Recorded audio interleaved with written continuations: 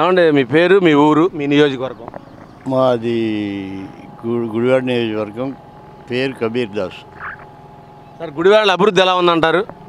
గుడివాడలో అభివృద్ధి అనేది మామూలుగా ఎవరే అంటే పెద్దగా డెవలప్ ఏం కాల, నార్మల్లే అనుకోవాలి కానీ ఎక్కువ ఏం లేదు. ఈసారి గుడివాడలో కొత్త అభ్యర్థి వచ్చాడు, వెనిగళ్ల రాము గారు అని. పాత ఆయన కొడాలి నాన్నగారు ఉన్నారు. ఈసారి ఎవరు వస్తే బాగుంటుంది అనుకుంటున్నారు? ఎవరు వచ్చినా ఇప్పుడు నాని గారు పెద్దగా ఏం చేయలేదు దీనికి, కాబట్టి రాము గారు కొత్తోడు కాబట్టి చేస్తాడనేది ఒక ఇది. మామూలు సంక్షేమ పథకాలు ఇస్తారు కదండి, సంక్షేమ పథకాల వల్ల అభివృద్ధి ఆగిపోతుందని చాలామంది అంటున్నారు. ఆగుతుంది. దాన్ని అసలు అట్రాక్షన్స్ ఏదేంటి దాన్ని ఏమంటారు, జనాకర్షణ పథకాలు అనేది కరెక్ట్ కాదు. ఇది రాష్ట్రం డెవలప్ అవ్వాలి. ఇందాక చెబుతున్నాడు 10 లక్షల కోట్ల అప్పు అని చెప్తుంది. ఇట్లా వెళ్తే ఇది మనది శ్రీలంక టైప్కి వెళ్ళే పరిస్థితి కనపడుతుంది. శ్రీలంక మొన్న మధ్య అది ద్రవ్యం ఇది ఏర్పడింది.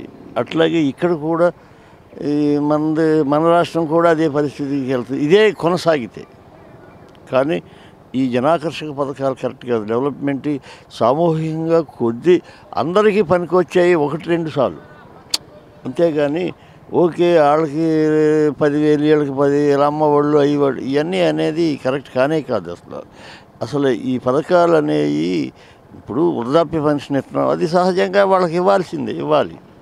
కానీ ఇటువంటి జనాకర్ష ఈ ఓట్ల కోసం చేసే పనులు ఏ పార్టీకైనా మంచిది కాదు. ఇప్పుడు అదే ఈయనే ఇప్పుడు జగన్ చేశాడు అనుకుంటే రేపు చంద్రబాబు కూడా అదే వేలో ఉన్నాడు. ఇప్పుడు ఆయన ఇంకా నేను 94 ఇస్తానని చెప్తున్నాడు.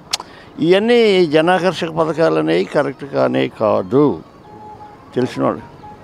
ఇప్పుడు జనాలు పథకాల వల్ల సోమరిపోతులు అవుతున్నారు, ఎంతవరకు నిజమండి? సోమరిపోతులు అటువంటి ఏముంది, ఇంకా డబ్బులు నువ్వు ఎత్తుకోకుండా డబ్బులు నెలకి ఏదో రూపాయనా డబ్బులు వస్తున్నాయి. ఇంకా సోమరితనం కాక నీకు అలర్ట్గా ఉండి పని ఏం చేస్తారు వాళ్ళు? అలర్ట్గా ఎందుకుంటారు? ఫైనల్గా స్టేట్లో చంద్రబాబు నాయుడు వస్తే రాష్ట్రం అభివృద్ధి చెందితే, జగన్ ఉంటే అభివృద్ధి చెందితే ఎవరైనా ఒకటి. ఇప్పుడు ఆయన చేసే పథకాలు పెట్టుకుంటే ఆయన కూడా వేస్టే. ఆయన చెప్పిన పథకాలన్నీ పెడితే ఆయన పొడిచేది ఏమి ఉండదు అక్కడ, ఆయన ఏం చేయలేడు. ఇప్పుడు ఆయన ఎవడైనా ఈ విధానాన్ని మార్చితే డెవలప్ అవుద్ది స్టేట్, అంతేగాని ఈ విధానం ఇట్లా ఉంటే ఎవరు వచ్చినా వేస్టే.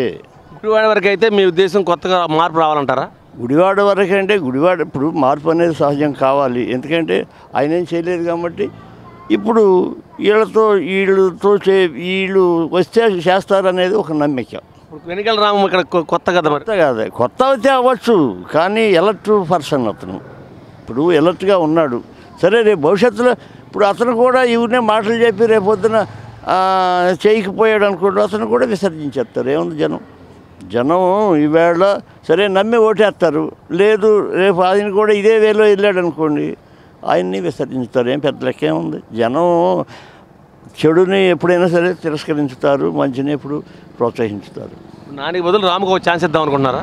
ఇవ్వచ్చు, ఇస్తారు, ఉంది, ఆ స్కోప్ అయితే ఉంది. ఎందుకంటే నాని అనేది 3 సార్లు అతను హ్యాట్రిక్ కొట్టినా కనీసం ఈ రోడ్డు చూస్తే మీకే అర్థమవుతుంది. ఈ రోడ్డుకి వెళ్తే ఇది మా రోడ్డే కాదు, ఇటువంటి రాష్ట్రంలో చాలా ఉన్నాయి అనుకుంటే వాటిలో మాది అసలు మాది మేము హాస్పిటల్ సౌకర్యం లేని ఊరు మాది. ఏదన్నా అన్ఎక్స్పెక్టెడ్గా మామూలుగా గర్భిణీ స్త్రీ ప్రసవించాల్సి వచ్చినప్పుడు ఇక్కడే ప్రసవం జరిగిపోద్ది అనమాట. ఏ ట్రాక్టర్లోనో ఏ ఆటోలోనో తీసుకెళ్తే దాన్ని ముందుకెళ్తే మీకు కనపడుద్ది ఈ రోడ్డు సంగతి ఏంటో. Please like and subscribe eagle Andhra.